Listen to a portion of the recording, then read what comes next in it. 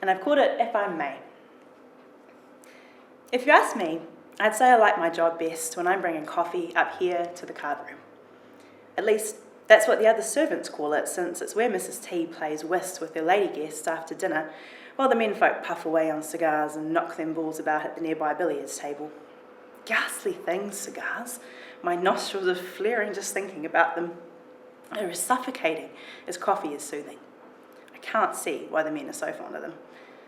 All the same, I'll gladly wade through cigar smoke for a few minutes of pouring inky streams from the Turkish pot and listening to the ladies chatter while I tend their fire. Grown-ups say the most curious things in this room, far more memorable than what I overhear anywhere else in the house, and I've been working here since the turn of the century 3 years ago. Why, last night, Mrs. T's sister Florence told a terrific tale she'd read in a book called the Arabian Nights. Oh, to get my hands on a copy, it's saucy stuff, I tell you. Miss Florence dropped her voice to a whisper while I gave the embers a good poke, but my ears are sharper than them Japanese swords Mr. T hangs in the gallery downstairs. Nothing gets by May Mackay. In any case, maybe the card room to others, but to me it is and always shall be the Moroccan Corner. If I had to get stuck in any part of this grand old house, I'd pick my Moroccan Corner every time, even if it is the smallest nook by far. What's it like, you ask? Well, for one, it's the sole spot at Olveston where the sofas look like they actually want to be sat on, instead of peering at you primly as if they'd never encountered a backside before. 3 cushioned couches are sandwiched together, as snug as sisters. Sunlight pours in on March afternoons like this one, the lion's share hitting the L-shaped couch in the middle. One of these days, I'm going to pluck up the nerve to curl up on it, and I'll pretend I'm Scheherazade from the Arabian Nights with her endless supply of stories. That last sure had men figured out. What's more, the Moroccan Corner has the most bonny colours. The drapes and walls are a tad lighter than the rubies on Mrs. T's new necklace, but every bit as luxurious. I could spend hours staring at the tapestries and rugs, I really could. They're covered in gold thread and flowers with bursts of blue like the sky in summer. The patterns belong to another continent of curves and lines, but somehow they treat you like a friend, not a foreigner. When I'm dusting in here, as at present, I take extra care with the wee wooden table shaped like an octagon. Guests put their coffee cups on it, and they're always praising its fine form and carvings. I'm fond of it for reasons of my own. It has 8 smooth sides, 1 per Mackay. It's even coloured like us. Pearl petals as pale as my dad Angus, chocolate edges as brown as my ma Huia, and swirling vines of manuka honey that match my skin. I'm darker than my 5 brothers, and the only one with copper curls. No denying, I've drawn stares all my life, but some of the looks this past year have been enough to set my cheeks afire. May Mackay, says my ma, you pay them no mind, especially those young tane. As if I'd give the lads about here the time of day. I much prefer the sound of that Sinbad fellow. At school, my brothers and I are the Māori Mackays. I'm Ma's marae, we're Pākehā. It's no secret, but sometimes I wish I was wholly one or the other, no more of this half-half business.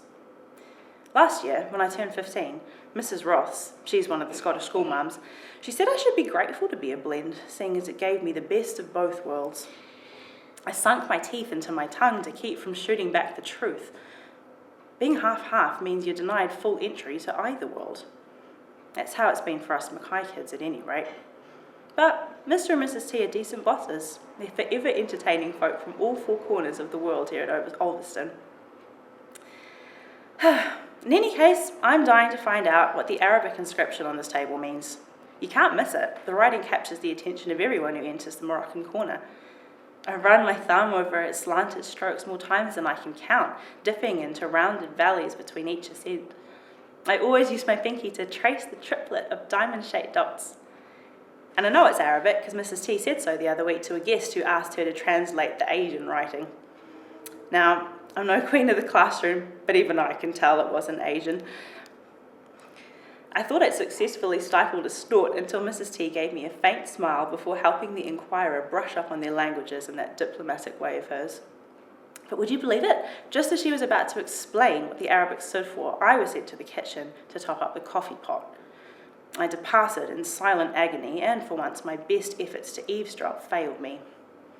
As things stand, the Arabic table is admired by all and understood by few. If I had to pick one, I'd take the latter. Part 2. Tonight's summons to the Moroccan Corner couldn't be more welcome. I suppose Mrs. Ross meant well this morning when she asked me to pronounce te reo terms in front of the class, but unlike me, she was deaf to the disdainful whispers. Go on, May, teach us how your people say it. Afterwards, I endured Andrew Burns' invitations all the way to the Olveston gate. Cigar smoke in the form of a freckle-faced lad, that's Andrew. It's my firm belief that some folk would make a better gift to the world had they been born mute, and he is one of them. But even Andrew cannot follow me to the Moroccan Corner, nor can he drown out the heavenly smells rising from the Turkish pot I have in hand. I suck in a deep breath, cross the haze by the billiard table, and set the pot down beside Mrs. T.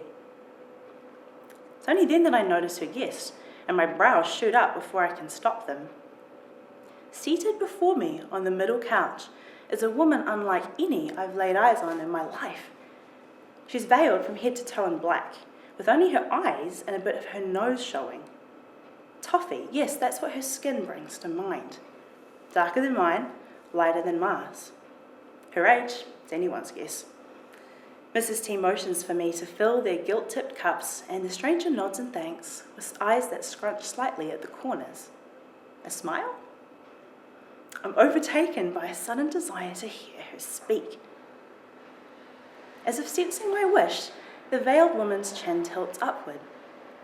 She looks at me with childlike curiosity, and without warning, heavily accented English fills the room.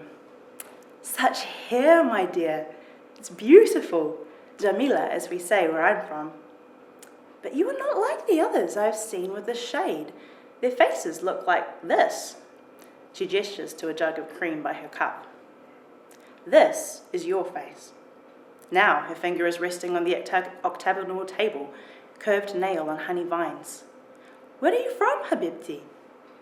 Her voice is kind, but I feel as if cigar smoke has snaked its way into my sanctuary. I open my mouth only to find its desert dry. Our May's father came over from Scotland, Amira, but her mother is a New Zealand native. Oh, thank the good Lord for Mrs. T. I'm retreating slowly towards the door when her guest reads out something in an unknown language with great delight. Noting our blank expressions, the veiled lady laughs and runs her thumb over the Arabic inscription. Right to left, the opposite direction to how I do it. Do you know what this says, Habibti? My own eagerness betrays me. I shake my head and edge closer to the table. She speaks Arabic. It's part of a quote from an ancient prophet. In English, it means a planting. Pardon? It's the first word I've said aloud since entering the room. I can't have heard her right. Yet there come those words again, clearer than before. It means a planting, like a tree. My disappointment must be palpable, but it doesn't stop her from carrying on. It refers to a group of people who God has planted to reveal his wonder to the world. One culture alone cannot display all his beauty, so he forms a family made up of people from every culture on earth. The more cultures represented, the more beauty revealed. You understand? She shifts her gaze from the writing to my face, but my vision is blurred. I nod, blink wildly, run my hand across my eyes. I think I do.